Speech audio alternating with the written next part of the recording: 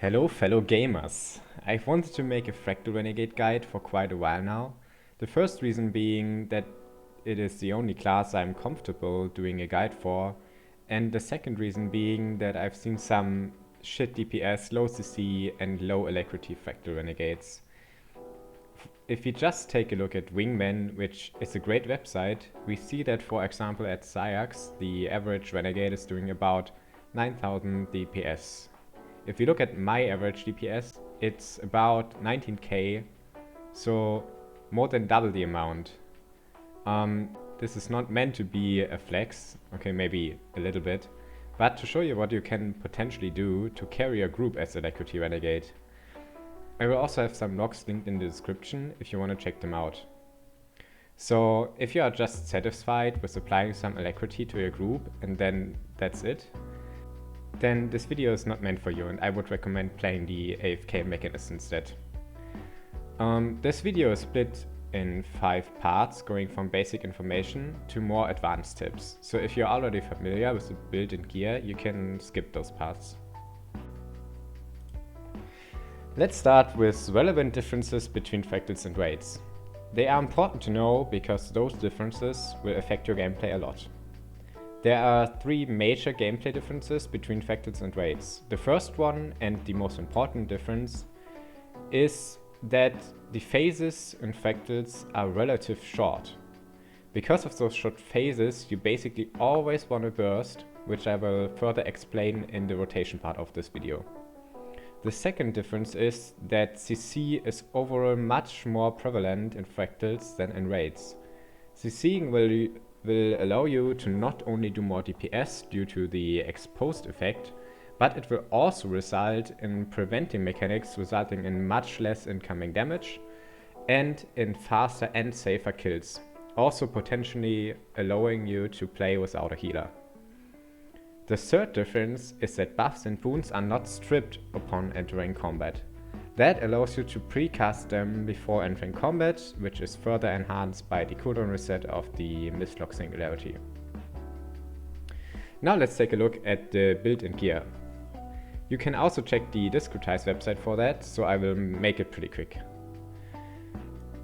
The optimal gear with 200 plus agony resistance is full Ritualist gear with Traveler runes. Then you can take 100 Conny damage, food and toxic maintenance oil.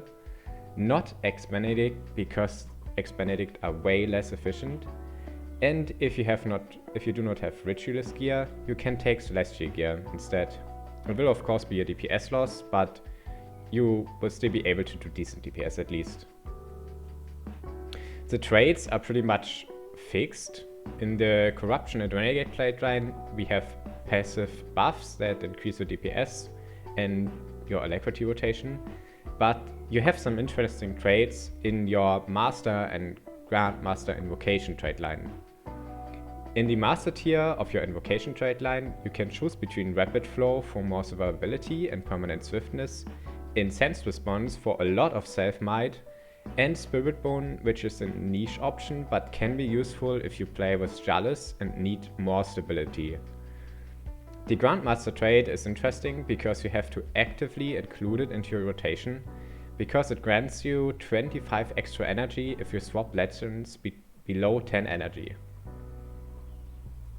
Now, after covering the basics, let's get into the actual gameplay.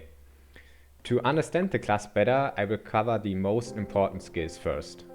First of all, that includes your Alacrity skill, Orders from Above. It pulses 6 times around you in 1 second intervals. You should always press it on cooldown under the condition that your allies are within the quite generous 360 radius. You should not press it if your allies are not in the radius, because then obviously they won't get any Alacrity. Next we have our hard and soft CC skills. The hard CC skills consist of X5, Shortbow 5, Dark Razor's Daring and Call to Anguish. You can use Shortbow 5 and X without any worries all the time. With the other hard CC skills, you should be more careful of when to use them. Dark Razor's Daring is your strongest CC skill with 600 breakbar damage total, but needs 6 seconds to do its full potential, so you should place it early and only use it if you know that the enemy's breakbar will be up for quite some time. Call to English is most of the time not worth the energy cost, but can be useful to clutch CC or pull adds together. As soft CC skills, you have Short Bow 4, which applies slow and is part of your rotation anyways, and X4, which is usually not used since it replaces your position, but can be useful for the Artsarriv split adds. As situational skills, we have Heroic Command and Banish Enchantment. Heroic Command gives might to allies and is often needed if you play without a healer, and Banish Enchantment lets you strip 3 boons for a cost of 20 energy and is especially useful to strip resolution and protection from the no pain no gain instability. Now let's get to the interesting part, the rotation. And let me tell you first that there is no fixed rotation. Learning the raid rotation can be helpful to get used to some skill priorities and cast time, but since phase timings and CC usage will always be different depending on your party and the boss, you will always have to adjust your rotation to the current situation. What you can learn though are some general rules and skill priorities that will result in overall very good DPS. The first rule, which is the key difference between Fractal and the raid rotation, and which I cannot emphasize enough, is that you always want to burst starting with strong and long-lasting condition skills. You also do not want to delay any skills like you do in your raid rotation. To give you an example, in the raid Malix rotation, you do use your Short Bow 2, 1 auto attack, Short Bow 4, again an auto attack, and Short Bow 3. Because it is a more efficient use of your energy and always triggers the enhanced Embrace the Darkness. In a short burst window, it's just not worth to delay those skills and better to cast your Short Bow 4 and Short Bow 3 as your strongest skills first, before your Short Bow 2, and without any delay. So without auto attacks in between them, so you get a better value out of the skills, which need time to apply and tick their condis. The second main rule is that you always want to swap your legend when you have less than 10% energy to get 25 energy from the charged mist rates. It may not sound like much, but in practice it gives you a lot of more energy to do DPS and CC with. I will give you now 3 examples of burst sequences depending on your energy and legend. The most common start is your 50% energy start. You cast Alacrity twice on the Mistlock and precast Razor Claw, Ice Razor and X5, which has a 1 second delay until it hits. Then you follow up with Mace 3, Legend Swap, Embrace the Darkness, Mace 2, Short Bow 5 if you need CC, Short Bow 4, Short Bow 3 and Short Bow 2.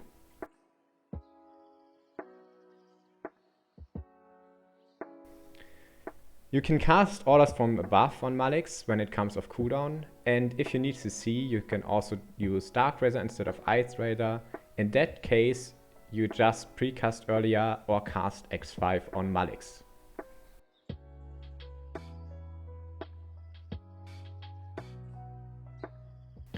As a second example, we have the 75% energy rotation on Malix and Short Bow. So after you swap from color to Malix.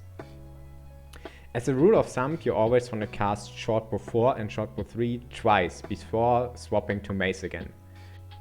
Also, Embrace the Darkness should always stay activated as long as you have enough energy to upkeep Alacrity, and you should always cast Short Bow 2 on cooldown.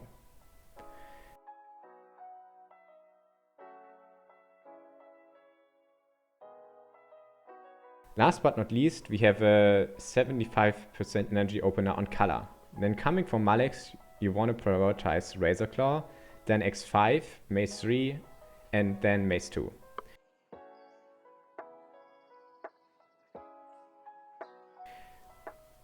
You can also cast Citadel Bombardment if you can afford the energy. And you can cast Ice Razor too, but more often than not, you will need the energy for Alacrity and CC. When you follow those openers and rules, there is still a possibility that you end up with not enough or too much energy when Legend Swap comes off cooldown. That can be because you have to use this energy for CC or for Might or for more Alacrity. In general, waiting 1 or 2 seconds for energy to ramp up again is fine, but you still need to know which skills you can skip or use as fillers if you have too much or not enough energy. As energy fillers you can use almost any skill, but there are some skills that you often do not use which will be a DPS increase. Those include Ice Razor, Shortbow 5, Heroic Command, which is not a DPS increase but it helps to top off might, and Citadel Bombardment.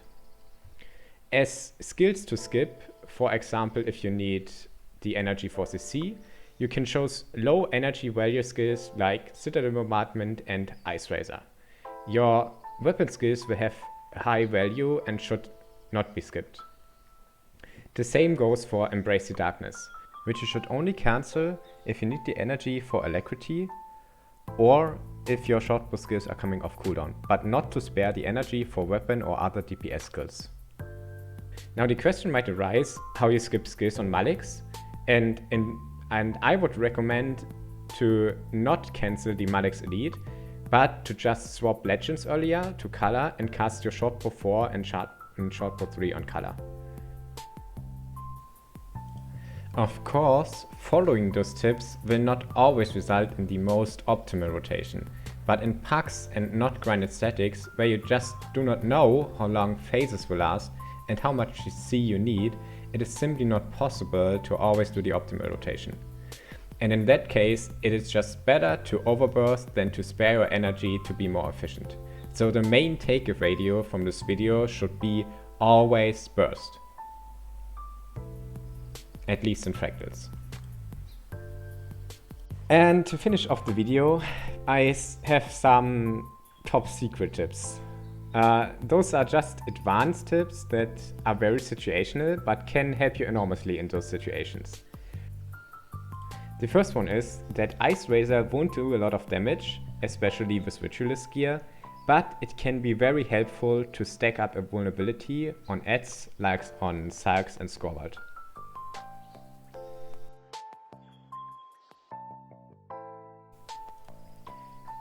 You can attack both Arkk and the Anomaly with your Shortbow, auto attacks Shortbow 2 and Shortbow 3. Do not use long ticking skills like X5 and Blood Razor at the end of a phase. Instead, use fast ticking skills with low cooldown like Citadel Bombardment, Mace 2 and Shortbow 4 and Shortbow 3.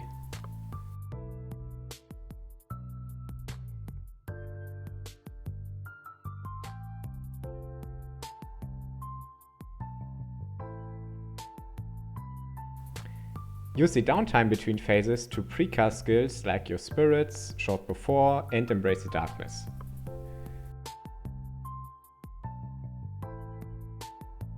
Do not greed with your heal skills. If you use it on Malix, it can enhance Embrace the Darkness and even be a DPS increase.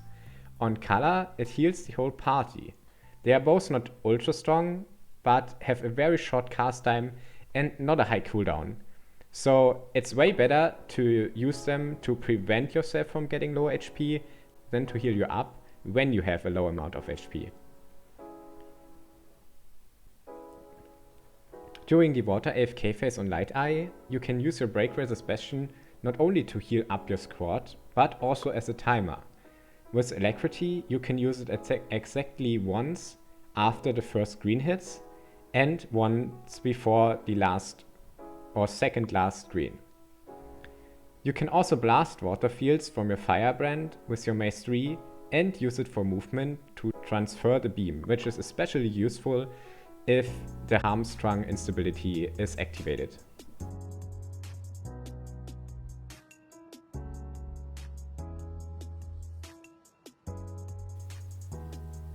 You can precast resistance on your party by spamming Pain Absorption. Therefore, you press Pain Absorption, right-click on your Malix legend, select Ventari or any other legend that you prefer, right-click on Ventari, select Malix and repeat. This is especially useful on Artsarriv and Arkk to counter their fear.